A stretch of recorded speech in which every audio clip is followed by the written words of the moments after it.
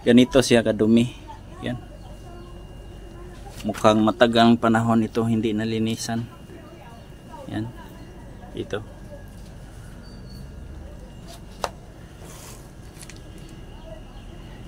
Linisan natin ito ng mabuti para magandang tingnan. Yan. Marumi po siya.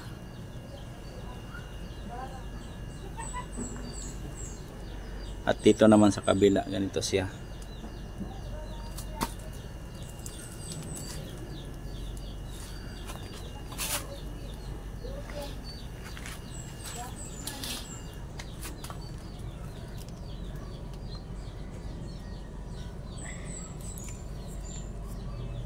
A few moments later.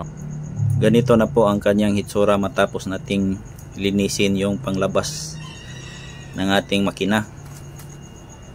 Yan. Natanggal na po yung nakakapit na dumi, yung mga putik at saka grasa. Yan. Malinis na po siya. Check nyo lang sa description. Lagay ko yung link, yung ginamit natin na liquid solution panglinis nitong makina.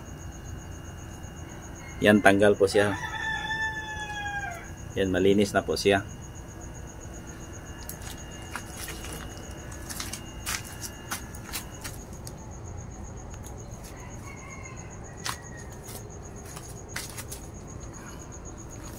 Yan, pati mga kalawang natanggal na rin.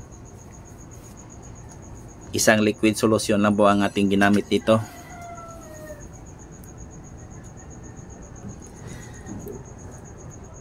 Para mabilis nating malinis itong makina.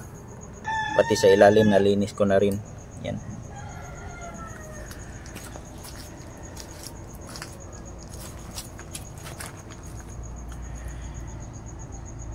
Next natin gawin dito ay i-dismantle natin ito, buong makina. At yung sa ilalim, yung bawat spare parts niya ay linisin natin. At i-check natin yung spare parts kung anong sira. Step by step. Kaya sundin nyo ang video na ito hanggang dulo.